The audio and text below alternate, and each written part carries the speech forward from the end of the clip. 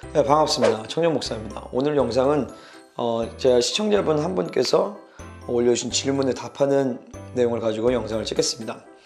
나무복숭아님께서 이렇게 질문해 주셨어요. 하나님이 주신 약속이 뭔지 어떻게 확신하고 알 수 있나요? 그러니까 하나님이 주신 약속을 어떻게 알 수 있나요? 라는 그런 질문인 것 같아요. 제가 관련해서 크게 세 가지로 제가 말씀을 드리도록 하겠습니다. 첫 번째로는요, 모든 말씀을 일단 믿음으로 취할 수 있는 거예요. 그러니까 약간 여러분들 중에서 그렇게 생각할 수 있는 것 같아요. 나는 그렇게 막 감격스럽게 갑자기 하나님이 어떤 거에 대해서 약속을 막 주시고 그런 경험이 없는데, 그럴 수 있잖아요. 근데 일단은 모든 말씀은 다 우리가 믿음으로 취할 수 있습니다. 그러니까 성령 안에서 말씀을 그냥 믿음으로 취하세요. 이 말씀 난 너무 마음에 든다. 응? 나는 그냥 이것을 믿음으로 취하겠다. 그럼 믿음으로 취하시면 됩니다. 그래도 돼요? 그래도 됩니다. 고린도후서 1장 20절에 이렇게 얘기하죠. 하나님의 약속은 얼마든지 그리스도 안에서 예가 되니 이 예는 이젠플이 아니라 예스입니다. 그런지 그런 말미암아 우리가 아멘하여 하나님께 영광을 돌리게 되느니라. 그냥 하나님의 약속을 그냥 내가 이 말씀 붙들고 그냥 아멘하는 거예요. 그리고 대부분의 말씀은 다 믿는 자들에게 주는 말씀이란 말이에요. 저 같은 경우도 창세기 12장 1절부터 4절에 아브라함에게 준 약속 말씀 있잖아요. 내가 너를 큰 족속으로 이루고 내게 복을 주어 내 이름을 창대하게 하리니 너는 복이 될지라. 땅의 모든 족속이 너로 말미암아 복을 얻을 것이라. 그리고 너를 축복한 자에게 내가 복을 내고 너를 저주한 자에게 내가 저주를 내고 축복과 저주의 기준이 되고 복의 근원이 되는 이 말씀은 나에게 주신 말씀은 아니에요. 아브라함에게 주신 말씀이지. 하지만 이 말씀 제가 믿음을 취했어요. 왜 그럴 수 있냐면 갈라디 3장 9절의 말씀처럼 믿음으로 말미암은 자는 믿음이 있는 아브라함과 함께 복을 받는다고 했거든요.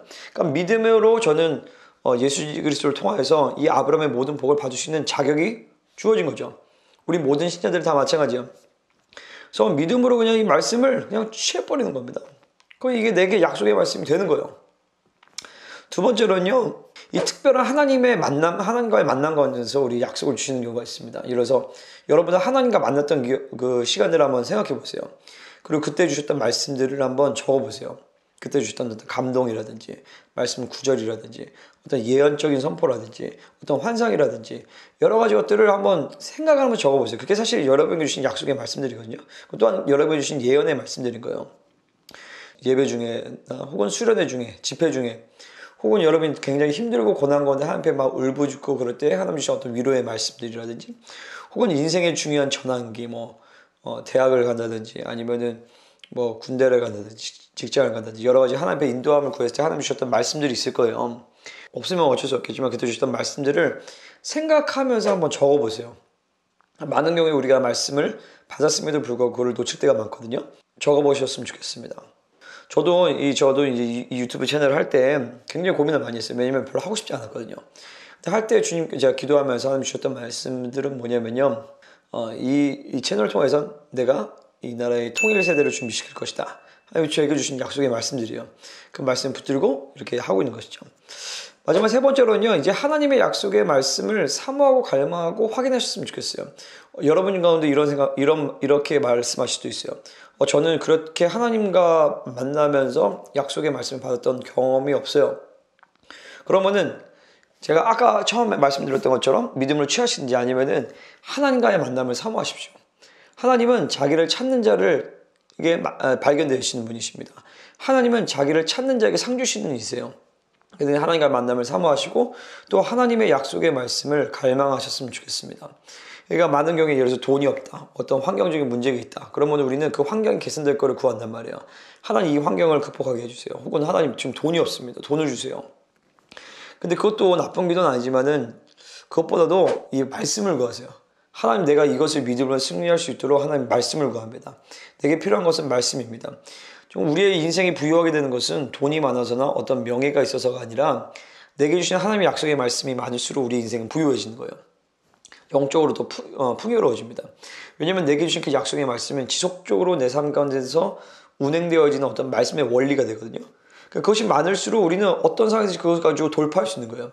그래서 상황의 개선보다 말씀을 구하시는 것이 훨씬 더 지혜로운 기도라는 거예요. 그리고 주셨던 말씀을 적어놓고 기도하며 계속해서 믿음을 취할 필요가 있습니다. 그냥 약속의 말씀 다 줬으니까 언젠가 이루어지겠지가 아니에요. 계속적으로 그래가지고 기도하고 선포하고 계속 확인하고 그럴 필요가 있다는 것입니다. 자, 이 세 가지를 다시 한번 좀 정리한다면요. 말씀을 그냥 믿음으로 취하십시오. 막 신비적인 경험을 추구하지 마시고 그냥 말씀을 믿음으로 취하세요. 그리고 노트를 펴고 여러분 기도하면서 성령 안에서 예전에 하나님과의 만남을 기억하면서 그때 주셨던 말씀이 있다라면 적어보세요. 그리고 만약에 그런 경험이 없다라면은 하나님께 만나달라고 기도를 하세요. 하나님 나를 만나주십시오. 그리고 감격적인 만남을 주십시오. 하나님 나에게 약속의 말씀을 내 인생을 끌고 갈 수 있는 약속의 말씀을 주십시오. 그렇게 구하세요.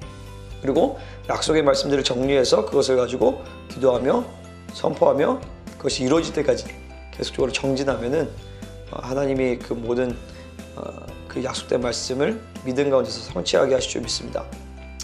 잠깐만 어느 정도 답변이 됐나 모르겠네요. 하나님이 주신 약속을 어떻게 알 수 있나요? 답변이 되었으면 좋겠습니다. 자, 그렇다면은 이렇게 제가 말씀드린 과정을 가시면서 하나님이 주셨던 약속의 말씀들이 있다면 댓글란이나 이메일로 저한테 보내주시면 좋겠습니다. 그러면 제가 그것을 가지고 기도하면서 여러분과 함께 제가 성령 안에서 교제하는 그런 시간이 되었으면 좋겠습니다. 오늘 영상은 여기까지 하도록 하겠습니다. 그럼 저는 다음 영상에서 더 좋은 모습으로 찾아뵙겠습니다. 그럼 안녕.